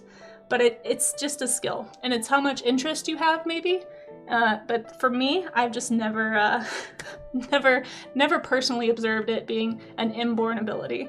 I've only observed it being a skill that some kids choose to develop and some don't. The most I will give personally to the talent side of that is like potentially you can have some kids that are naturally more observant than others. So that's the only part that I will allow, is like maybe there's some kids that are naturally more curious. But here's the nice thing about curiosity and observation. Those are trainable too. Like by training yourself to go outside and notice things closely, you can develop your observation skill. You can develop a curiosity. Like we all have this innately in us as humans. It's just what we choose to focus our time and our energies on. And the only amount that I will give to talent versus skill is that maybe some people are a little more attuned from a younger age to be a little more curious, or what I think is personally more likely, that curiosity is not beaten out of them as kids. It's encouraged at home, it's encouraged in their circles, and so they thrive. I think that's more likely personally. But I'm very much that's like a whole nature nurture conversation as well. But it's fine to disagree as well. This is just my personal observation. Like I say, everything I say here is just like my own. It doesn't mean I'm a pro. It doesn't mean I have some kind of absolute authority. I'm just the one drawing on the screen. It does not give me any more weight, I don't think. At least not. It shouldn't give my opinion any more weight than anyone else's. Yeah, exactly. Hopefully you do get to draw a little bit, Pioneer. Yeah. We'll need to watch the evening streams. I always catch you at work. Oh, it's okay. Your blob people are gifted. Hey, everyone, maybe, I don't know. You badly need to quit getting frustrated that you can't go for photo. Yeah, no, and again, Pioneer like that here, I feel like I used to highlight this more, and maybe I should do that again, because I do want this to be an encouraging place. And I want people to know that it's okay. How do I highlight this? I guess I put it on the wrong layer. Oh my gosh, I give up. What's going on? There we are. Like, we're here to get the bad drawings out, right? To me, this is what actually keeps people from getting better at art, is at some point as a kid, you start getting self-conscious. You start realizing, oh, Timmy draws people better than me. Like, I actually like Timmy's drawing better than mine. And then you get self-conscious about yours. And then you're like, oh no, like, I'm just not good. And then you start to internalize that you made a bad drawing, and somehow that makes you, somehow it makes you like not as talented as somebody else, when really Timmy had just like goes home, and instead of just playing video games all day, Timmy goes and draws out of books or draws things or does whatever. And so a lot of people, they get intimidated because they feel like they're so far behind. And this is something I struggle with daily. Like I don't think this is really something that ever really totally goes away. And the trick is learning how to take that fear of failure, or that fear of not being good enough, and like turning that into like a fire or motivation or an excitement to like make you want to improve, or like get excited about learning something instead of being like insecure or self-conscious about it. But I observed this so much more. This whole thing right here about basically being afraid of making a bad drawing, so you stop drawing. That is what separates most kids and makes some kids stop drawing and some kids keep drawing, because some kids are told like, oh, like you're the artist in the class. But really, and every kid is an artist. Like if you draw something, you're an artist. It's just some kids keep going and some don't. And to me, that's the biggest difference between why I think it's a skill, because that's just what I observed. So anyway, I'm glad that you say that, Pioneer, because all that said, it just like, that's part of what I want to encourage with the art gym, is like, I want people to feel like they can learn how to draw and they can develop their observation eye and they can, you know, just become more proficient and develop this skill set, and that it will enrich their lives, even if your end goal is not to be a professional artist. I don't think it should matter whether that's true or not. It should just matter whether or not you want to be a more curious person, develop a skill set that's going to enrich your life. Okay, I want to draw another person. I'm seeing a great variety of body types here. Let's see, I've done a couple of male bodies. Let's do a female body, at least one female, but this is a really nice, here, I'll do this one really fast because this is actually another really nice example of like a non-lean muscular body type. Although, to be fair, a little bit like more lean than the one we just drew. I'll just do a quick gesture of it. So I'll make it really small, slide him over here. That mustache, you guys. Okay. I'm just gonna do a shape study of this one. No matter how long you've been at it, you can keep, exactly, and that should be the feeling, you know, that we should be getting from drawing it. But you do get into, especially in the age of social media, right? You just get into this habit of like judging yourself or your ability or your self-worth based on where you perceive others to be, whether it's art or life stage or anything. And it's just really hard to break that habit. So yeah, even the most, here's the thing, like even the most proficient artists you've ever met, a lot of them still struggle with these exact same feelings. It's like, I very rarely have met an artist who feels like they've arrived. I feel like there are some artists like that, and I do wonder if there aren't some just personality differences there, where there's just like an overabundance of confidence in oneself. Maybe, I don't know whether it's like an inborn issue or just like a defense mechanism or what it is, but there are some artists who just feel like, oh yeah, like I'm really good at this. And I just, I've never been able to say that about myself. I feel like most artists I meet are very like hesitant to say they're good at anything, because most artists understand that you can always get better, and therefore we're always very critical of our own work. It's much more rare, I think, to find an artist who's not hypercritical of their work. Not to say they don't exist, but it does sort of feed into that whole like slight, like what you do with that feeling of needing to improve. You can either let it drag you down and paralyze you, right? And make you like feel like you're never gonna be there, or you're never gonna get to your goal. Or it can make you really feel like excited. And I think it's just like how you choose to frame that in your own mind. Uh-oh. I think my tablet just crashed. Hold on, let's save. Having some issues. Hold on, guys. Are we still alive? Did it blip? I don't know what's going on. My computer's making weird sounds. We're still alive. Okay. That was nerve-wracking. My stream did not get affected. Okay, thank you. I saved. So that's good.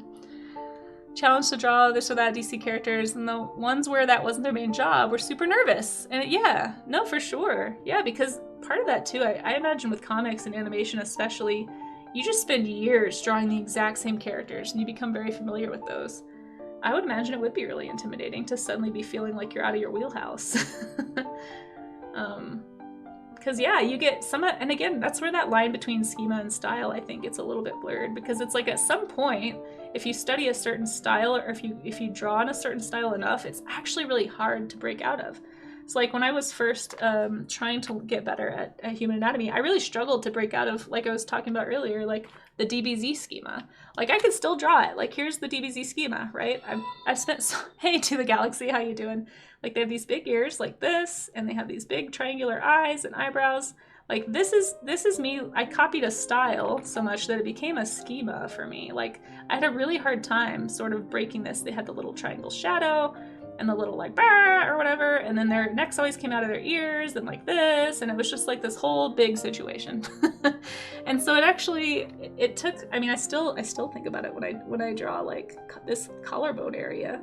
It's just such an easy set of shapes to get familiar with, and so it became really hard for me to break that down and to actually learn about real muscles.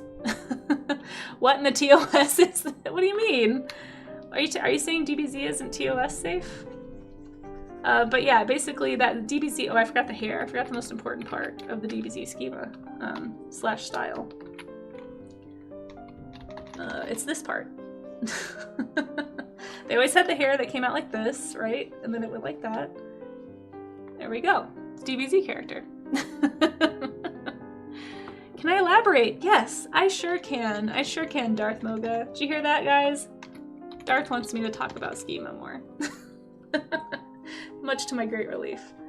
Yeah, let me finish the shapes on this and I'll do my quick, like, I'll try to keep it to like 2 minutes. Yeah, I'll try to keep it to 2. I have like a whole schema spiel. But schema basically is this idea of, like I kind of mentioned it earlier, it's like developmental stages of art. Specifically art is how I understand it. Schema is actually a psychology term. If you actually look up the word schema, what schema really means, like a basic way of explaining it, is kind of like a pat answer for something. Why, thank you, Kudo. I shall. I see you there with that button. Thank you for using it. But yes, it is a little bit of a bit, yeah. Oh wait, are you just joking, or do you actually want me to talk about schema? Okay, now I'm second guessing. Darth Mocha. You didn't get a notification. Do you have the bell clicked on my stream? Are you able to see if the bell? Oh, you do want me to, okay. Yeah, so basically a schema, if you look it up, like I was saying, it's like a psychology term. It's like a way that your brain can quickly answer or solve or represent something. When you're talking about it with art, so for anyone who doesn't know, I went to school to be an educator. I'm actually an art teacher by training. I'm not actually a professional artist in that sense. Like I didn't go to art school, but I did teach elementary school art, and part of that was taking some child development courses that talked a little bit about what a schema is and how to recognize various developmental stages in your students, and like how to know what's normal it's like, okay, here's when you have like, there might be a developmental delay or something if you have a kid that hasn't reached this stage by a certain age, because it's just so understood that this is how humans develop their ability to communicate visually with symbols. In certain stages. Even if they have poor motor skills, these stages still look the same, more or less across cultures. And I thought it was really interesting, so it really kind of stuck with me. And as I started teaching, I mean, you really do see it. This is why I'm so hardline about, like, I really don't believe it's a talent. I think it's a skill, because a talent implies it's something you can't change, that's inborn. And I've just seen too many kids at every single stage, from like from pre-K through 5th grade was what I taught, and then I also student taught at a middle school. But I really noticed it in elementary school, because by middle school you've become so self-conscious that you've already decided whether you're going to keep drawing or not for the most part. But like in elementary school you see it so blatantly. And so anyway, the schema that I learned, I'll go through.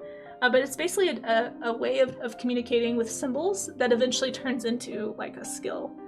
And I found a website that goes into these that I was gonna make a command for if I can remember the website. But it explains exactly what I'm talking about visually. I thought it was pretty interesting. All right, I'm gonna stop there. So schema, sorry, talking so excitedly that I'm giving myself hiccups. So basically, a schema is, for art, is this. So I want to, don't quote me on these date ranges because it's been a while since I've really looked at it.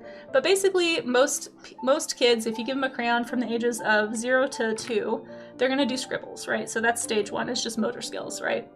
And then from about 2 to 4, you start seeing something like this. So this tends to be like how they, like if you say, hey, draw mommy or draw daddy, it's like they draw something like this, and then they have like hair, and sometimes they'll have hands and arms that come out of the face. And it just kind of looks wild, but like this tends to be what they draw. And then you'll sometimes get like various, I mean, the sizes and shapes can change, and like the way they represent hands can change, or the way they represent toes. But like you tend to do this with quite the juxtaposition, right? But if you guys know a 2 to 4-year-old, you know the drawing I'm talking about. You can think about it. Now, it's not always a perfect circle for the face. Sometimes the face might look like this, right? But you're gonna see some variation of this type of drawing. And they're gonna be like, look, it's you, daddy, you know, here's your hair. Yeah, they just draw it the whole way around the head. Because for kids, they haven't quite figured out dimensionality. Like this is how they identify This is how they identify basically like the parts of what they're seeing, and they're trying to communicate that via symbols.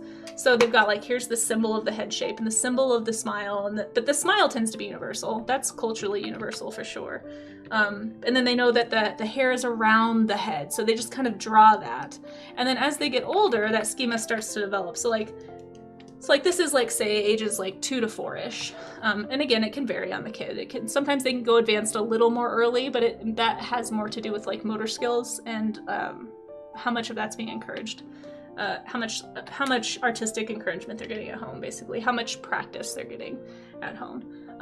So it tends to go from like this to like, you'll eventually start seeing segments of the body. And so you'll start seeing like what look like snowmen, basically. It's like, oh, the head is on top of the body, and then there's legs, and then there's like, and then you still, sometimes you'll get like long feet, because they're trying to figure out, they haven't figured out proportion. They're just now figuring out segments of things. And eventually you kind of work your way, you know, through the stages. I'm not going to go into all of them, but most kids end up around like age 7 or so. They end up with mostly symbol drawings. So like in art education, we call them like, this is the most common schema you'll see in elementary school.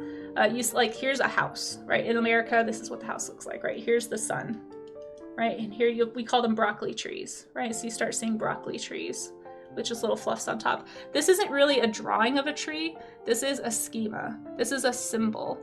And so one of the funniest things that I like to point out about the whole schema situation with kids is that they still haven't quite figured out dimensions. So like everything sits on top of the ground, and then the sky is above. So usually you won't even see the sun this close, because that implies that the sun is like behind the house. Like, this is actually too advanced.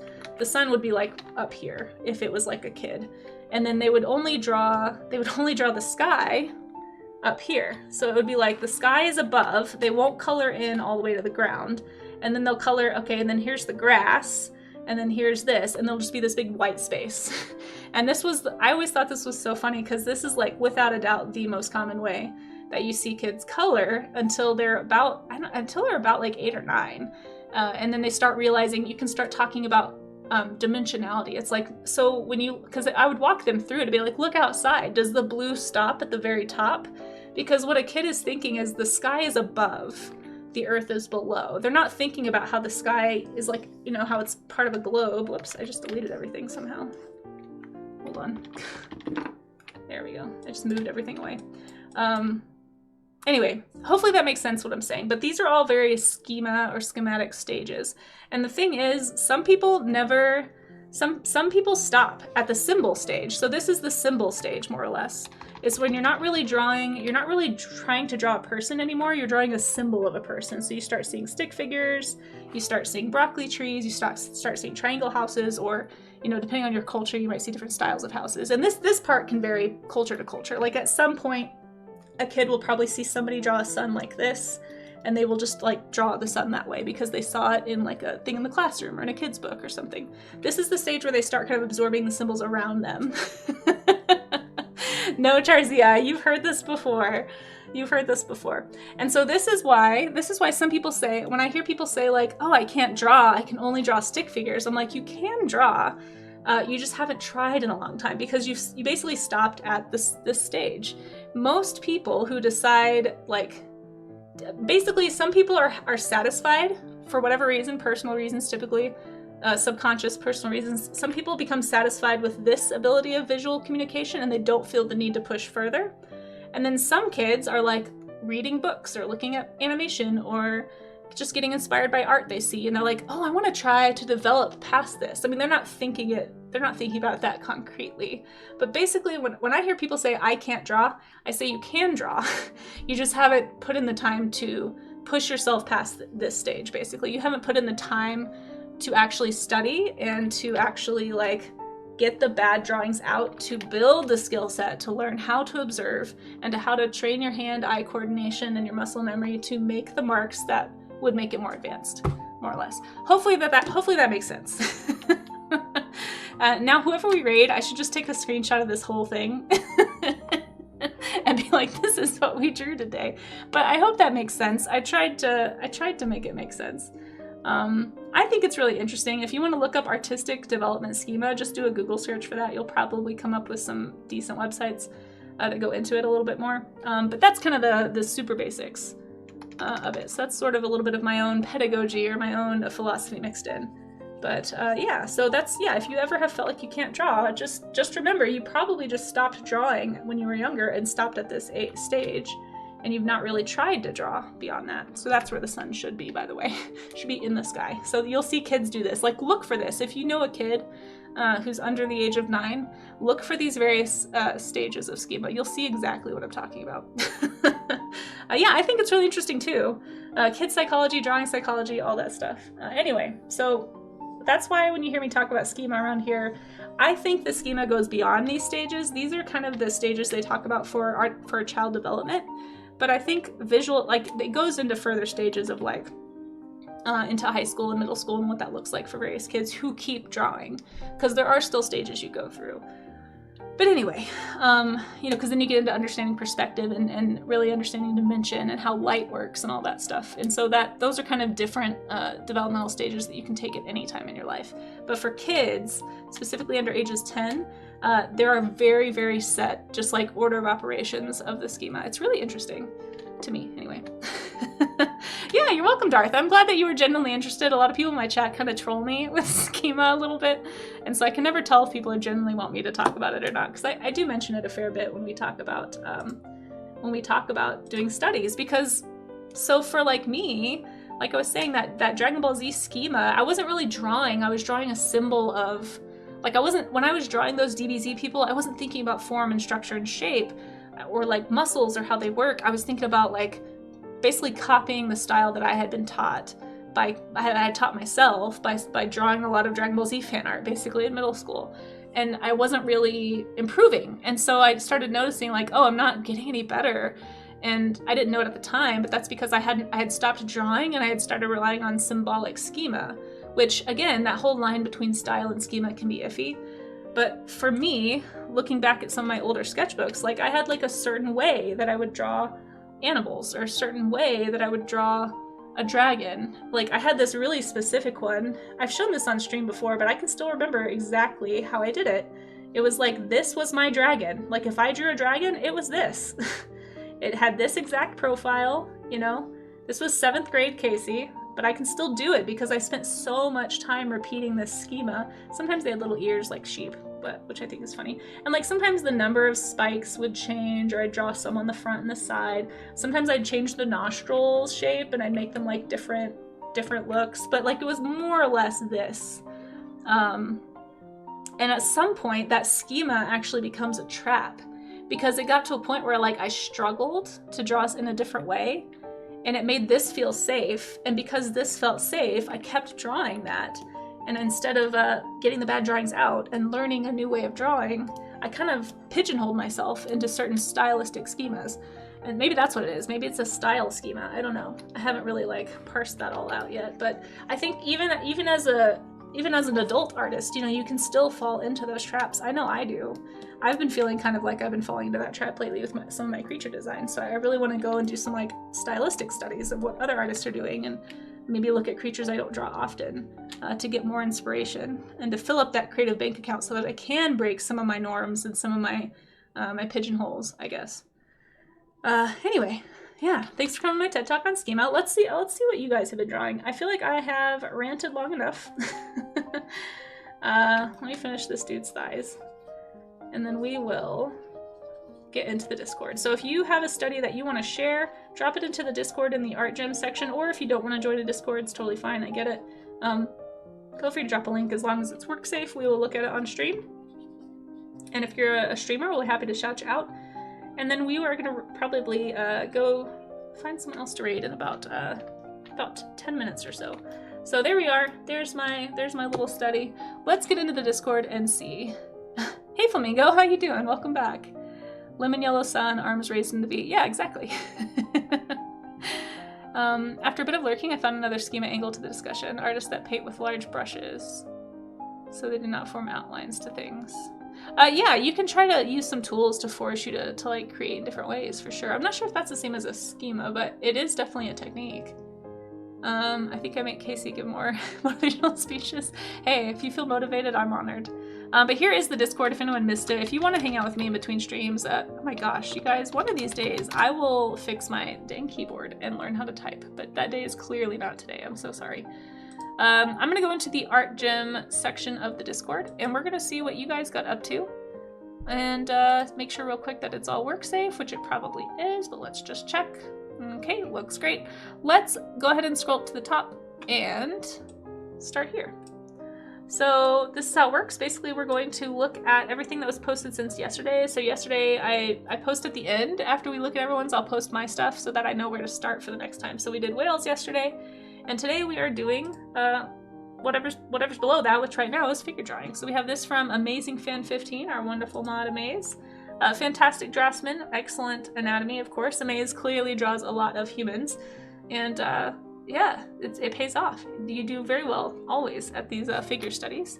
And if you guys aren't following Amaze, since I know he won't shout himself out, which is fine, I get it, go give Amaze a follow. He also does animation on stream, comic work, all kinds of things. But this looks fantastic. Great proportions, Amaze. Fantastic. Your style shines through really strongly, even though these are just gesture studies. Really, really lovely. Yeah, Amaze is very good. Yeah, this is great. This feels very different for you for some reason, but I really like this. Really, I guess it's because the lines are so soft. I'm so used to seeing hard edges with you. It's interesting to see you drawing such soft lines, but fantastic proportion, great foreshortening. That's a really tough knee angle to make look good. Yeah, right out of net, Amaze is awesome. Yeah, you guys should go give Amaze a follow. Fantastic stuff. Clearly very comfortable drawing humans, and does a great job at it. Excellent work. Thank you so much for drawing along and for being here, Amaze. I appreciate you. Beautiful stuff. And then here we have Bakaholic, who I do not believe streams, but we are gonna look. Beautiful stuff. These are fantastic gestures. This looks so hard to hold this pose. Oh, I like how you got some expression in this one. These look great. Really, really well done, Bakaholic. Most excellent. Proportions look good, and I can really tell you're trying to really push yourself with the anatomy. And yeah, fantastic drawings. Bodies are hard. Yes, muscles, focusing on muscles will help a lot. Skeletal proportion and muscular proportion is a great help. Really nice movement in these two on the ends especially. There's a lot of good like curves happening right here that really kind of push that pose a little bit further. And lovely perspective grid, like trying to figure out how the, not perspective, but contours of the face, like how that would work at that upward angle with the chin. Lovely stuff. Love to see it, Bach. Thank you so much for sharing and for drawing along and for being here. I appreciate you. And let us know if you ever start streaming so we can shout you out. Did live figure studies yesterday at your university? Yes! Charzia has been doing some live figure drawing. I'm so jealous in some ways. I really wish I could get in on some live figure drawing classes. Again, folks, if you want to get better at drawing the human figure, I cannot more highly recommend live studies. It is such a different skill set to be able to take a human form in front of you and break it down into all these shapes. And try to figure out proportion from a living body as opposed to a flat image. We talked a lot today about copy versus studying. This is how you can make sure that you're studying, because you aren't copying if you're drawing from actual real life observation, you are studying. It's much easier to copy when you're looking at a flat two-dimensional image, and you can fall accidentally into that habit. But you're going to stretch your brain in so many good ways that are going to develop you artistically the more you can draw from observation from real life. Whether it's a person or a pet or an object sitting around you. Like, look at this. Like, the values are great. I can tell you, I mean, you're learning about some anatomy that maybe is different than what you would find too, like in an online image gallery. Like Charzia, these look fantastic. If you guys aren't following Charzia also streams here on Twitch and is a wonderful art streamer. Highly recommend hanging out with Charzia and go checking out. I don't know when the next stream is, but I was hanging out the other day and it's awesome as always. Charzia does a great job. And these look fantastic. Thank you so much for sharing. It's so cool to see how you're figuring out the values and the muscles and the anatomy here. The foreshortening on that hand looks intense. Like, these are great. I really hope you're enjoying your classes, and I hope you're getting a lot out of them. One of these days, I would love to be able to afford to just like audit a figure drawing class. I think that would be super cool. Anatomy is very different. We don't get supermodels, but average people. Exactly. You're not getting these manicured, perfect, superhero looking folks. And you're going to get more interesting shapes. You're going to get a better understanding of how muscles and skin stretch over bone just by seeing a variety, you know? And you're not having the crutch of being able to copy. So yeah, great, good, kudos to you for being able to do that. I'm glad you're doing it. I hope you're getting a lot out of it. If they have any extra sessions that you're able to attend, I hope you're able to take advantage of those, because that was always one of my favorite parts about a figure drawing class. Is sometimes they'd have like catch-up sessions where they'd have like an extra day. I don't know if they do that at your university, but man, I miss those. That was probably the best class I ever took in college. Was most helpful as far as my my art career. Would definitely be figure drawing. So if anybody out there is thinking about just taking one class, life drawing. Life drawing, life drawing, life drawing. 1,000 times life drawing.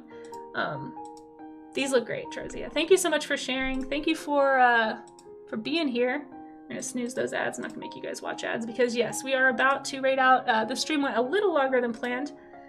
Not by too much, but you know, I am trying really hard to keep these morning streams to like an hour, hour and a half. So we went to just about 2 hours. So I'm gonna go ahead and have to raid out now. But if anybody wants to post any studies that they've done, just give me a second to post mine. Get rid of this schema thing. I'll just do these two, guys. I didn't really get a whole lot done. We talked a lot today, but it was good conversation. I enjoyed it. So thank you guys for being here. Oops, that didn't work. Let's try that.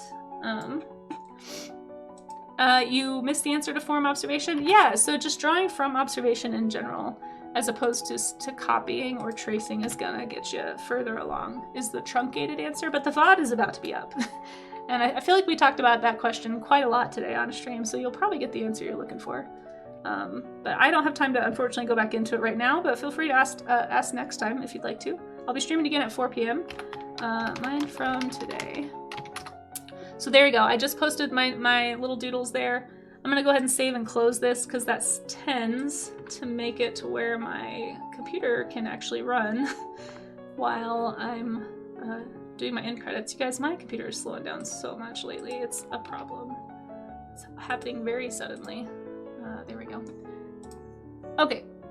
But thank you all for being here. Thank you so much to everybody showing up in the credits here. I really appreciate all the follows today from that raid. That was so generous. Thank you again, James Barrow, for that raid. Thank you to my mods. I really appreciate you guys a lot putting up with me. I know I can be a little crazy, but you guys are awesome. And then, yeah, just thanks in general for everybody, for lurking, for chatting. Thanks to all my patrons. I super appreciate you all as well. If anybody wants to check out my Patreon, you can do so here. But we are going to go find somebody else to raid into, somebody hopefully doing something that is work safe. I tend to try and find as work safe as possible for the stream, just because I know we have some folks that watch from work or watch with kids even. So I try to be respectful of that, but let's see who is... Ooh, there's quite a few folks on today. Who's streaming? And I will be back on at 4 p.m. today. So if you would like to come back and hang out again, I'm going to be working on some of my more extended projects later today. I haven't decided which ones. I might continue working on that painting that we were working on earlier this month, or I might start a new one. We'll see how I'm feeling. We'll see. We'll see.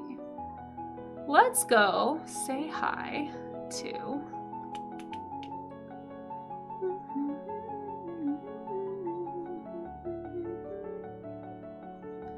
Oh man, I'm so torn. There's so many artists we haven't rated in a while that are super awesome. And very, very family friendly and work safe. I love that. Oh, you know what? Let's go say hi to Claire. I was just thinking this morning about how I hadn't seen Claire stream in a while. And Claire's doing an incredible painting right now. It looks like actually some fan art. I don't know if they're working in, looks like oils. We've been learning about oils with Bea Diesel. So let's go say hi to Claire and see what Claire is up to. It is definitely a work safe image, so don't worry if you're at work. You won't be in trouble or anything. But let's go say hi. We'll just say Casey raid, because I am not feeling creative right now, and I always forget about all the other raid ones, because my brain blanks. But I'll be back at 4 p.m. Mountain Time today, and I appreciate you guys being here. Yeah, come on back sometime, Designed by Keys. Thank you for being here. Thank you everybody for being here. I really appreciate y'all. If I haven't said that enough already. If you want to copy that raid call, you can. If you don't have a sub, just swap out the emotes for some other emotes of your choice. And again, I think these just got posted in stream somewhere, but if you need my links, here they are. Here's my social links. Those are follows on socials are always appreciated. And of course, here's the Discord. I'll be back in like 4 hours though. So if you want to come back at 4 p.m. Mountain Time, I'd love to see you. But until then, folks, we're going to go say hi to Claire. Make sure you stick it out through the raid if you want some extra channel points. Apparently that's a thing I just learned about recently. And I'll see you over at Claire's stream, okay?